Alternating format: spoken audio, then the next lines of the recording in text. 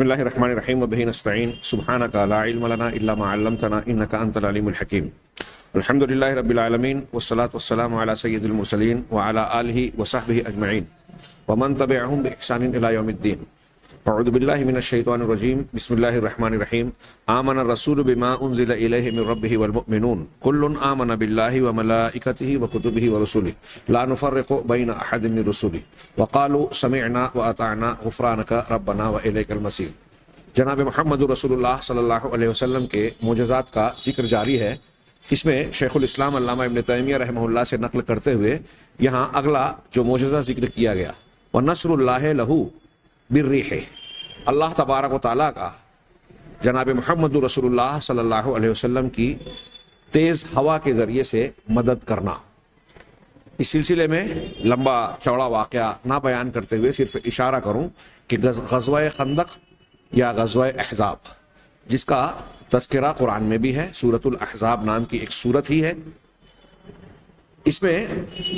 اللہ کے نبی جناب محمد رسول اللہ صلی اللہ علیہ وسلم اور صحابہ کرام گویا مدینہ میں محصور سے ہو گئے تھے. احزاب اس جنگ کو حزب کی جمع، گروہوں کی جنگ اسی لیے کہا جاتا ہے کہ مسلمانوں کے اس وقت کے جو دشمنان تھے سب اکٹھا ہو کر مسلمانوں کو ختم کرنے کے لیے مدینہ پر چڑھائی کرنے کے لیے آئے، جس میں قبیلہ بنو نذیر کی دعوت پر کفار مکہ، قبیلہ بنو غطفان اور دوسرے سارے لوگ تھے. 5 ہجری میں یہ واقعہ پیش آیا. اللہ کے رسول صلی اللہ علیہ وسلم اور صحابہ جو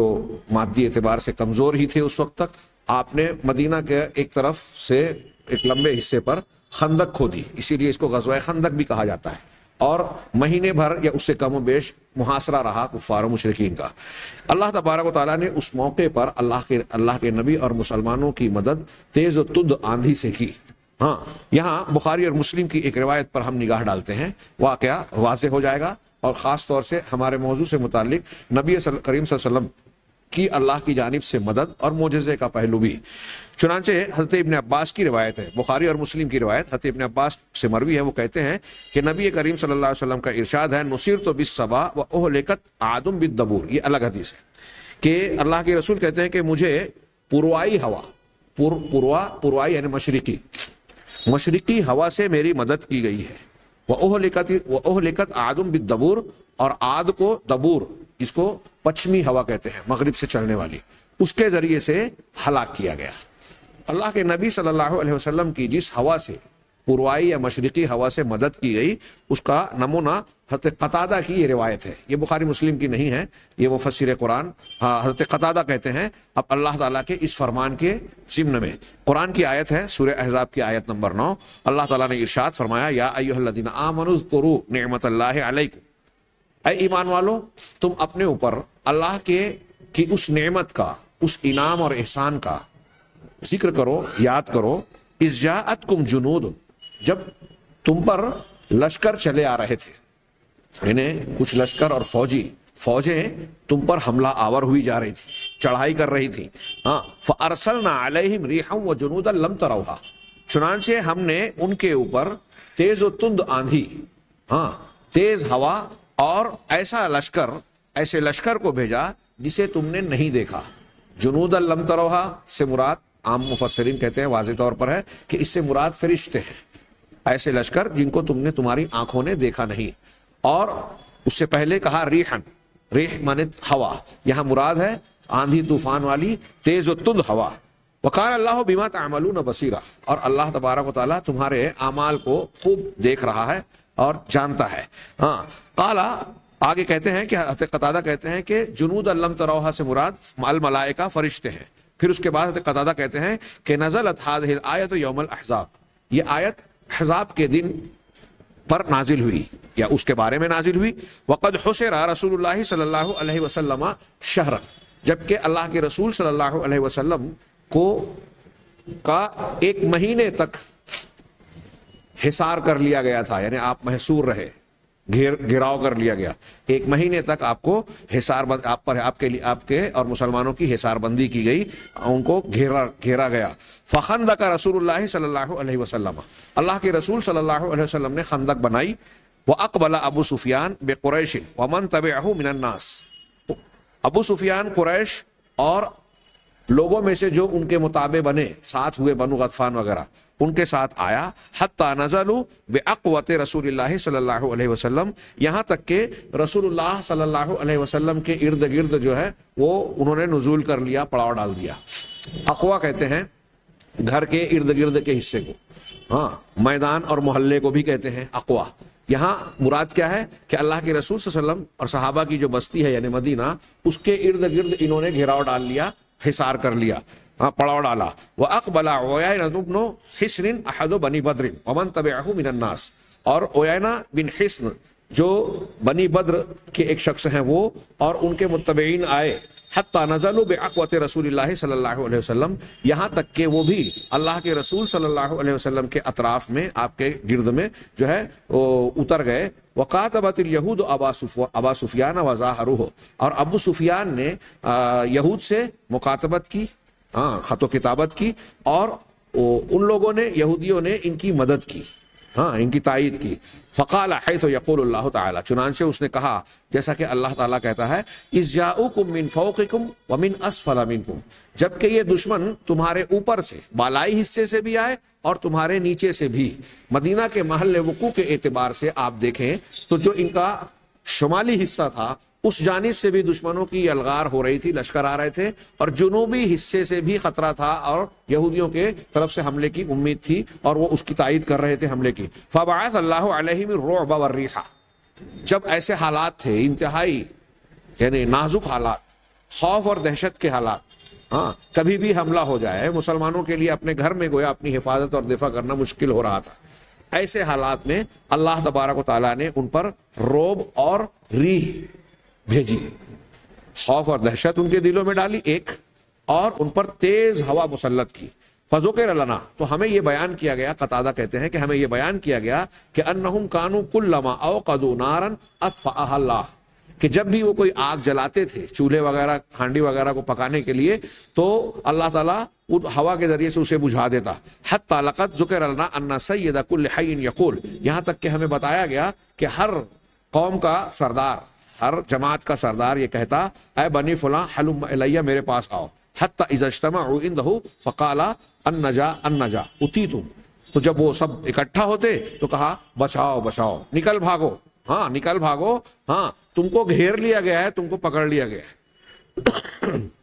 لما بعث اللہ علیہ من الرعب، اس وجہ سے کہ اللہ تبارک و تعالیٰ نے ان پر دہشت طاری کر دی تھی، دہشت میں مبتلا کر دیا تھا۔ مجاہد کہتے ہیں، ہاں یہ بھی تابعی ہیں، مفسر قرآن ہیں، حتیب ابن عباس وغیرہ کے شاگرد، ہاں مجاہد کہتے ہیں کہ ریح الصبا ارسلت علی الاحزاب یوم الخندق،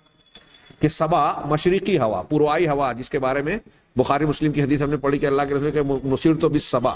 صبا یعنی مشرقی ہوا سے میری مدد کی گئی۔ تو یہ اس ہوا کے ذریعے سے مدد کیسے ہوئی؟ حضرت مجاہد کہتے ہیں کہ صبا احزاب پر، اللہ کے رسول صلی اللہ علیہ وسلم اور صحابہ پر حملہ کرنے والے جو جماعتیں آئی تھیں، ان جماعتوں پر خندق کے دن بھیجی گئی، حتی کفأت قدورہم علی افواہہا، یہاں تک کہ اس نے جو ہے جو کھانے کی ہانڈیاں تھیں، بڑے بڑی دیگچیاں جو جس کے لیے جن میں یہ لشکر کے لوگ اپنے کھانے بنا رہے تھے، ان دیگچیوں اور ہانڈیوں کو اس تیز ہوا نے بالکل الٹ دیا، منہ کے بل پلٹ دیا، ہاں ونزعت فساتیتہم، اور ان کے خیموں کو اکھاڑ دیا اس تیز و تند ہوا نے، آندھی کی ہوا نے۔ حتی اذعنتہم، یہاں تک کہ انہیں کوچ کرنے اور سفر کرنے پر مجبور کر دیا۔ وقولہ وجنود لم تروہا، اور قرآن میں جو یہ کہا ہے کہ اللہ نے ریح تیز ہوا کے ساتھ ساتھ طوفانی ہوا کے ساتھ ایسے لشکروں سے تمہاری مدد کی جسے تم نے دیکھا نہیں، کہا الملائکۃ ولم تقاتل یومئذ، یہ فرشتے تھے، فرشتے مدد کے لیے آئے ضرور، لیکن امام مجاہد نے کہا کہ فرشتے آئے ضرور لیکن انہوں نے قتال میں، جنگ میں حصہ نہیں لیا، اس کی ضرورت نہیں پڑی، اللہ کا حکم نہیں ہوا۔ ہاں کہہ رہے ہیں تفسیر تبری وغیرہ میں کو اس سلسلے میں دیکھا جا سکتا ہے، یہ اس ہوا کے ذریعے سے اللہ تعالیٰ، اللہ کے رسول صلی اللہ علیہ وسلم کی مدد، یہ آپ کی صداقت کی دلیل۔ مختلف غزوات پر آپ نگاہ ڈالیں، آگے یہاں آئے گا غزوہ بدر میں، غزوہ احد میں الگ الگ طرح کی نشانیاں ظاہر ہو رہی ہیں، ان غزوات کے واقعات پر آپ نگاہ ڈالیں، جیسا کہ یہاں ہم نے غزوہ احزاب کا ایک پہلو جانا اور قرآن نے ذکر کیا کہ اللہ تعالیٰ نے اس وقت آپ کی مدد تیز و تند ہوا سے کی، اس میں مسلمانوں کا نقصان نہیں ہوا، حملہ آوروں کا نقصان ہوا، منتشر ہو گئے، خیمے اکھڑ گئے، وہ خوف زدہ ہو گئے، ہانڈیاں الٹ گئی، ان کے جانور بھاگ کھڑے ہوئے، ان کے خیمے اکھڑ گئے اور وہ ٹک نہیں سکے، کیا یہ اللہ تعالیٰ کی مدد نہیں تھی؟ اللہ کے نبی جناب محمد رسول اللہ صلی اللہ علیہ وسلم کی سیرت طیبہ کے مختلف واقعات، غزوات پر نظر ڈالیں، الگ الگ پہلو سے، یہ میں ایک زائد بات کہہ رہا ہوں، اس سے الگ الگ پہلو سے نگاہ ڈالیں تو آپ کو اللہ کے نبی صلی اللہ علیہ وسلم کی صداقت کی بہت ساری دلیلیں ایک ایک صفحہ نہیں بلکہ ایک ایک سطر میں نظر آئے گی۔ آپ نے جس مقام پر جو بات کہی اس بات کا پورا ہو جانا، یہ آپ کی علمی پیشین گوئیوں میں سے جس کا تذکرہ اس سے پہلے کیا گیا، اور پھر آپ کا اس طرح سے مدد پانا کہ ظاہری طور سے بالکل تہی دست ہے، اور اللہ تعالیٰ اس طرح مدد کر رہا ہے کہ ایک بڑا لشکر جو آپ کے خلاف حملہ آور ہوا جا رہا ہے وہ آپ پر قابو نہیں پا سکا۔ اس زمانے کے اعتبار سے، ظاہری اسباب کے اعتبار سے یہ باتیں عقل کے بالکل خلاف ہیں،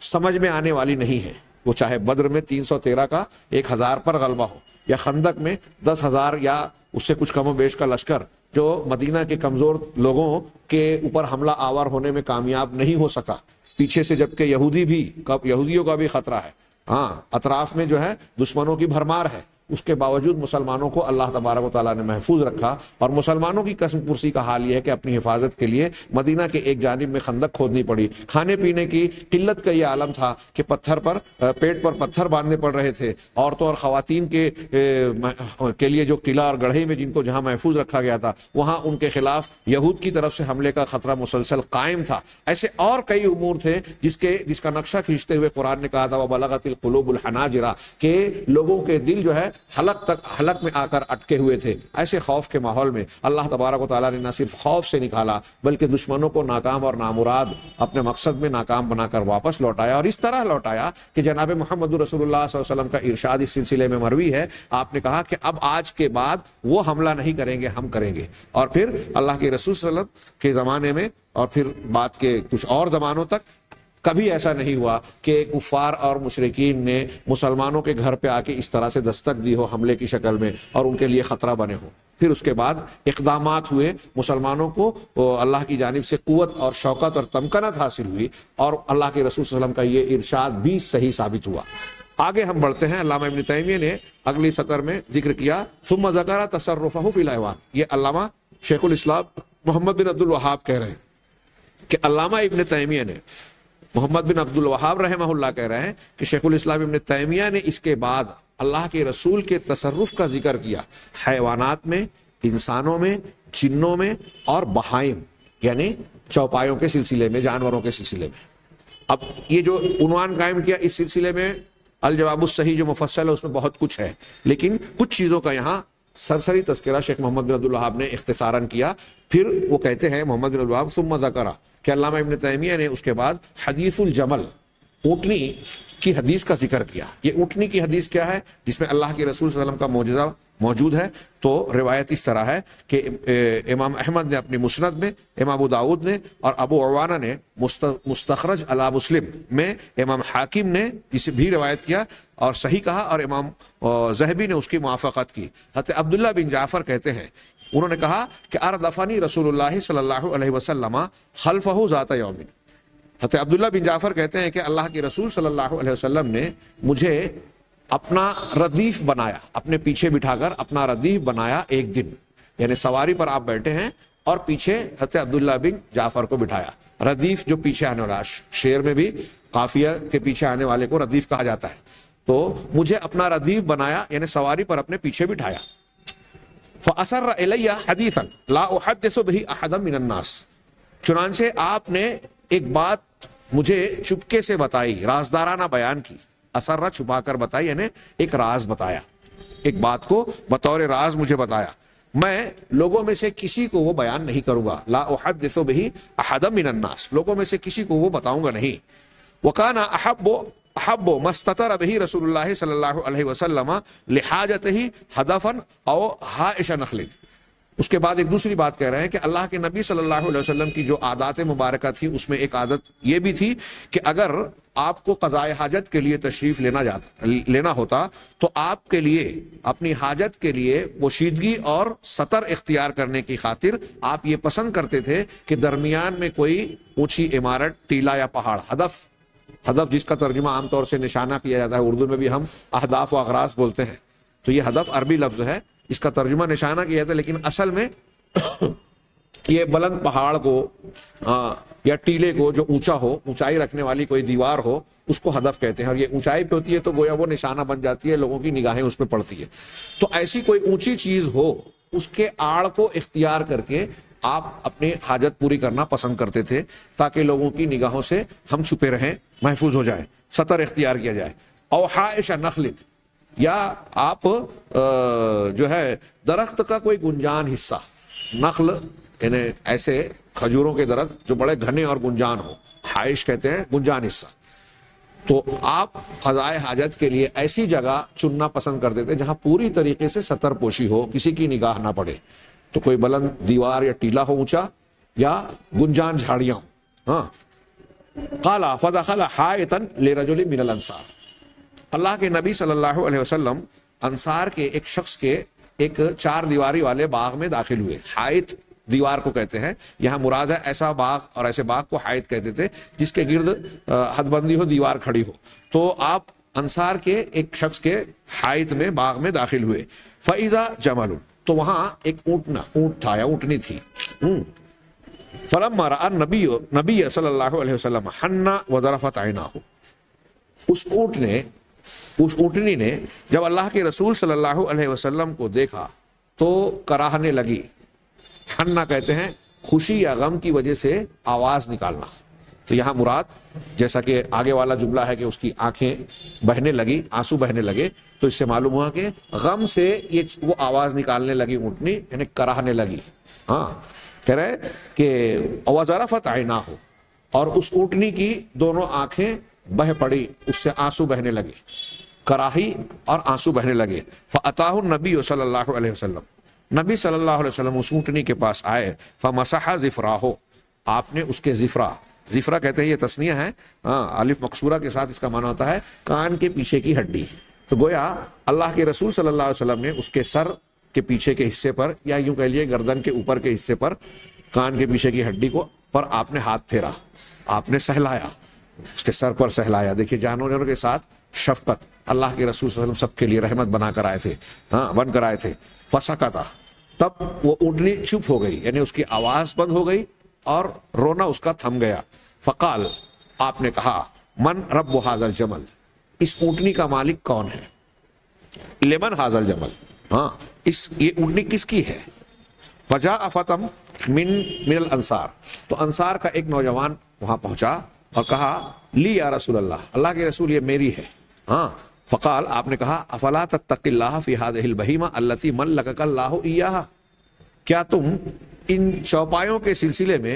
اللہ سے ڈرتے نہیں جن کا اللہ نے تم کو مالک بنایا ہے؟ اللہ نے تم کو ان پر اختیار دیا، مالک بنایا، تو تم کو مالک ہونے کے بعد ان کے سلسلے میں اللہ سے ڈر نہیں لگتا، اللہ کا تقوی نہیں ہے؟ فإنہ شکا الیہ، اس نے مجھ سے شکایت کی ہے کہ تم اس کو بھوکا رکھتے ہو اور اس سے کام بھی لیتے ہو، اور بھوکا رکھتے ہو، تھکاتے ہو۔ یہاں اللہ کے نبی جناب محمد رسول اللہ صلی اللہ علیہ وسلم کی جانوروں کے ساتھ شفقت کے ساتھ ساتھ ایک چیز یہ معلوم ہو رہی ہے کہ وہ جانور بھی آپ کو گویا پہچان رہے ہیں اور آپ سے اپنے مالک کے ظلم کی شکایت کر رہے ہیں، اور آپ نے اس کی شکایت سمجھی۔ اس اعتبار سے آپ حضرت سلیمان علیہ الصلوۃ والسلام کو اللہ نے جو ایک خصوصیت خرق عادت چیز دی تھی کہ ہم کو منطق الطیر، قرآن نے جس کا ذکر کیا کہ وَعُلِّمْنَا مَنطِقَ الطَّيْرِ، ہم کو پرندوں کی بولیاں، جانوروں کی بولیاں ہم کو سکھائی گئی ہے۔ سورہ نمل میں اللہ نے ذکر کیا واقعے کو کہ حضرت سلیمان اپنے لشکر کے ساتھ گزر رہے تھے تو چونٹیوں کا لشکر بھی گزر رہا تھا، چونٹیوں کی جو ملکہ تھی اس نے جب لشکر دیکھا تو اپنی چونٹیوں کے لشکر سے کہا، ان سے خطاب کر کے کہا کہ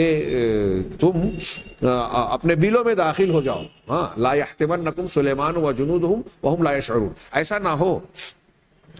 کہ سلیمان اور اس کا لشکر تم کو رون دے اور ان کو پتہ بھی نہ چلے، ان کو پتہ بھی نہ چلے کہ تم کو رون دیا گیا ہے، مر گئے ہو۔ تو حضرت سلیمان علیہ السلام نے اس کی بات سن لی، قرآن نے کہا فَتَبَسَّمَ ضَاحِكًا، اور ہنستے ہوئے مسکرائے۔ ہاں، تو گویا سلیمان علیہ السلام کو جو خصوصیت دی گئی تھی اس کے مقابل یہاں دیکھ رہے ہیں کہ حضرت اللہ کے نبی جناب محمد رسول اللہ صلی اللہ علیہ وسلم سے اونٹنی نے کچھ بات کہی، شکایت کی، اور آپ نے شکایت سمجھی، اور پھر اس کے بعد اس کے مالک کو بلا کر اس کے سلسلے میں نصیحت فرمائی، ڈانٹا۔ اب یہاں یہ بھی ایک ثبوت ملاحظہ فرمائیں کہ اگر اونٹنی کے حوالے سے اللہ کے رسول صلی اللہ علیہ وسلم نے جو بات اس کے مالک سے کہی کہ یہ تم اس کو بھوکا رکھتے ہو، کام لیتے ہو، تھکاتے ہو اور بھوکا رکھتے ہو، اگر یہ بات غلط ہوتی تو وہ نوجوان فوراً شکایت کرتا، جواب دیتا کہ اللہ کے رسول یہ بات تو صحیح نہیں ہے، لیکن اس نے ایسا جواب نہیں دیا، اس کا مطلب یہ بات صحیح تھی۔ تو گویا اونٹنی نے آپ سے کہا اور آپ نے اسے سمجھا کہ اللہ کے نبی جناب محمد رسول اللہ صلی اللہ علیہ وسلم کا ایک جانور کے سلسلے میں گویا معجزہ ہوا۔ دوسرے اس کے آگے دوسرا واقعہ جو دوسری چیز کا جو ذکر کیا وہ حدیث و ابن البدویہ، اور ابن البدویہ کی حدیث بھی اس سلسلے میں آپ کی ایک نشانی ہے، معجزہ ہے اس میں، وفی ہے، اور اس میں یہ جملہ ہے آپ کا اخسا عدو اللہ و انا رسول اللہ، کہ اے اللہ کے دشمن تیرا برا ہو، تیرا ناس ہو۔ خسا یخسا کا معنی ہوتا ہے دھتکارنا۔ اخسؤ فیہ، ولا تکلمون، اللہ تعالیٰ جہنمیوں سے کہے گا کہ تم جہنم میں پڑے رہو اور مجھ سے بات مت کرو۔ ہاں، ویسے ہی جملہ اخسا عدو اللہ، اللہ کے دشمن تیرا برا ہو، تیرا ناس ہو۔ ہاں، وانا رسول اللہ، اور میں اللہ کا رسول ہوں۔ یہ روایت عبد بن حمید نے اور دارمی نے نقل کی، اسی طرح ابن ابی شیبہ نے اور امام بہقی نے دلائل النبوہ میں۔ صاحب حاشیہ نے بغیر تفصیلی تخریج کے، تحقیق کے، اسی طریقے سے حوالہ دے کر تخریج کی ہے۔ ہاں، تحقیق اس میں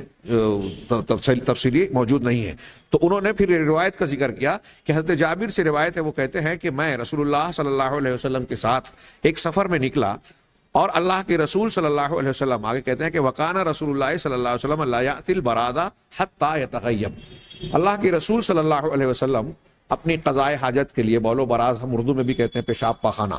تو براز کے لیے آپ نہیں آتے یہاں تک کہ آپ نگاہوں سے اوجھل ہو جاتے، غائب ہو جاتے، فلا یرا، چنانچہ آپ کو دیکھا نہیں جاتا، نگاہوں سے آپ چھپ جاتے، فنزلنا بفلات من الارض لیس فیہا شجرۃ ولا علم۔ اب واقعہ ایسا ہوا کہ ہم سفر میں ہیں اور ہم نے ایک زمین کے ایسے بیابان کے حصے میں، ایسے میدان میں جو ہے پڑاؤ ڈالا، ایسی جگہ اترے جہاں نہ کوئی درخت تھا اور نہ کوئی نشان تھا، کوئی علم وغیرہ، یعنی کوئی ایسی چیز جس کا آڑ لیا جائے۔ فقال، تو اللہ کے رسول صلی اللہ علیہ وسلم نے کہا، یا جابر انطلق الی هذه الشجرہ، کہ اے جابر آپ اس درخت کی طرف جائیں، فقل لها، اور اس سے کہو، یقول لک رسول اللہ صلی اللہ علیہ وسلم الحقی بصاحبتک حتی اجلس خلفکما، کہ تم درخت سے کہو کہ اللہ کے رسول تم کو کہہ رہے ہیں کہ اپنے ساتھی، یعنی دوسرا جو کوئی دور درخت تھا، ہاں، اپنے ساتھی کے ساتھ تم مل جاؤ یہاں تک کہ تم دونوں کے پیچھے میں بیٹھ سکوں۔ دیکھیں، یہ جو اس میں ایک درخت کو حکم دینے کی حضرت جابر کے ذریعے تذکرہ ہے اس روایت میں، جو کہ دارمی، بہقی، ابن شیبہ وغیرہ نے نقل کیا ہے، ایسا ہی واقعہ صحیح مسلم میں بھی موجود ہے درخت کے ملنے کا، تھوڑے سے فرق کے ساتھ، لہٰذا اس حصے پر تو کوئی اعتراض نہیں کیا جا سکتا، بالکل واضح ہے کہ ایسا واقعہ ثابت شدہ ہے اور صحیح مسلم میں ہے۔ ہاں، تو اس میں کہا فرجعت الیہا، حضرت جابر نے جا کے جب اس درخت سے اللہ کے رسول صلی اللہ علیہ وسلم کا حکم سنایا تو وہ درخت جو ہے دوسرے درخت کے پاس لوٹ پڑا، پہنچ گیا۔ فجلس رسول اللہ صلی اللہ علیہ وسلم خلفہما، تب اللہ کے رسول صلی اللہ علیہ وسلم ان دونوں درختوں کے پیچھے بیٹھے۔ یعنی بظاہر واضح ہے کہ ایک درخت آڑ کرنے کے لیے کافی معلوم نہیں ہو رہا تھا، چنانچہ آپ نے دور دور کے دو درختوں میں سے ایک سے کہا کہ دوسرے سے جا کے مل جاؤ، اور پھر ان دونوں کے پیچھے آپ نے قضاء حاجت فرمائی۔ ثم رجعتا الی مکانہما، پھر وہ دونوں درخت جو ہے اپنے اپنی جگہ پر واپس لوٹ پڑے۔ فرقیبنا، بس ہم سوار ہوئے، ورسول اللہ صلی اللہ علیہ وسلم بیننا، اس حالت میں کہ رسول اللہ صلی اللہ علیہ وسلم ہمارے درمیان تھے، کأنما علی رؤوسنا الطیر تظلنا، گویا کہ ہمارے اوپر پرندے ہیں جو ہم پر سایہ فگن ہیں، پرندوں نے گویا ہمارے اوپر سایہ کر رکھا ہے۔ ہاں، فعرضت لنا امرأۃ معها صبی اللہ، چنانچہ ہاں اب یہ دیکھیے اگر یہ حقیقی مانا جائے کہ پرندوں نے سایہ کیا ہوا تھا، یہ بھی اللہ کی طرف سے مدد ہو رہی ہے. ہاں اور آگے ایک عورت آپ کے سامنے آ گئی جس کے ساتھ اس کا ایک بچہ تھا. فقالت یا رسول اللہ، اب اس نے کہا اے اللہ کے رسول، ان ابنی ھذا یأخذہ الشیطان کل یوم مرارا، میرا یہ بیٹا ایسا ہے جسے ہر روز شیطان کئی مرتبہ پکڑتا ہے. ہاں گویا اس کو تکلیف دیتا ہے، شیطانی اثرات اس پر نمایاں ہوتے ہیں اور کئی مرتبہ اس کو ضرر پہنچانے کی کوشش کرتا ہے. فوقف بہا، تو اس کے ساتھ اللہ کے رسول رک گئے، کھڑے ہوئے. ثم تناول الصبی، اور آپ نے بچے کو اٹھایا. فجعلہ بینہ وبین مقدم الرحل، اور اسے اپنے اور کجاوے کا جو اگلا حصہ تھا کجاوے کا سواری کا اس کے درمیان رکھا. ثم قال، اور پھر اس سے کہا اخسع عدو اللہ انا رسول اللہ، اے اللہ کے دشمن تیرا ناس ہو، تیرا برا ہو. اس کو دھتکارا آپ نے، ڈانٹا، میں اللہ کا رسول ہوں. ثلاثا، 3 مرتبہ آپ نے یہ بات کہی. ثم دفعہ الیہا، پھر اللہ کے رسول صلی اللہ علیہ وسلم نے اس بچے کو عورت کے حوالے کیا. فلما قضینا سفرنا، پھر جب ہم نے اپنا سفر پورا کر لیا، مررنا بذلک موضع، تو ہم پھر اس راستے سے، اس مقام سے گزرے، یعنی واپس لوٹتے ہوئے اس جگہ جہاں عورت ملی تھی وہاں پھر سے لوٹے. فعارضت لنا المرأة معها صبیها، تو اب پھر سے وہ عورت ہمارے سامنے آ گئی اور اس کے ساتھ اس کا بچہ تھا. ومعها کبشان تسوقهما، اور اس کے ساتھ 2 مینڈے تھے، بکریوں کی طرح 2 مینڈے تھے جنہیں وہ کھینچ رہی تھی، ہاں ان کو گویا ہانک رہی تھی. فقالت یا رسول اللہ اقبل منی ہدیتی، تو اس نے کہا اے اللہ کے رسول مجھ سے میرا یہ ہدیہ آپ قبول کیجئے. فوالذی بعثک بالحق ما عاد الیہ بعد،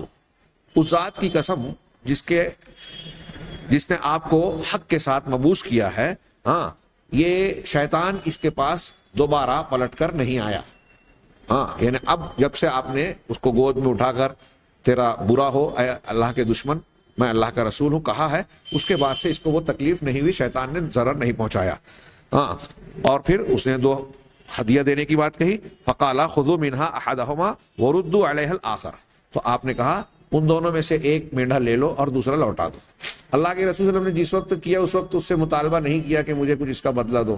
اسی لیے علماء نے کہا کہ پھونک جھاڑ کے لیے پیشہ کو پیشہ نہیں بنانا چاہیے. اس نے بطور تحفہ دیا اور 2 دیا، آپ نے 1 لیا، تو اس میں حد بندی نہیں ہونی چاہیے، اور یہ دینے والے کے اپنے اختیار پہ بات ہوئی. اگر وہ نہیں بھی دیتی تو اللہ کے رسول صلی اللہ علیہ وسلم نے مطالبہ نہیں کیا تھا. بہرحال اس واقعے میں درخت کا چلنا جو آگے کی ایک حدیث میں بھی آ رہا ہے، اگلے درس میں انشاءاللہ اس حدیث کا ذکر ہوگا. اور پھر اللہ کے رسول صلی اللہ علیہ وسلم کا اس بچے کے سلسلے میں صرف اتنا کہنا اخسا عدو اللہ انا رسول اللہ، اور پھر اس کی بنیاد پر، اس کی برکت سے ٹھیک ہو جانا اس بچے کا، یہ اللہ کے رسول صلی اللہ علیہ وسلم کے حق میں اللہ کی طرف سے تائید ہے کہ دیکھیے وہ عورت بھی مزید قوت کے ساتھ کہہ رہی ہے کہ جس نے آپ کو حق کے ساتھ مبعوث کیا، اس کے بعد ایسا معاملہ ہوا، اس کا ایسا اثر ہوا آپ کے کہنے کا کہ اب اس کو کوئی تکلیف نہیں پہنچی. گویا یہ آپ کے سچے ہونے کی دلیل ہے. انشاءاللہ آئندہ دروس میں ہم آپ کے بعض مزید معجزات پر نظر ڈالیں گے. اللہ تبارک و تعالی ہمیں حق کی ہدایت عطا فرمائے، صحیح عمل کی توفیق دے. وآخر دعوانا ان الحمد للہ رب العالمین.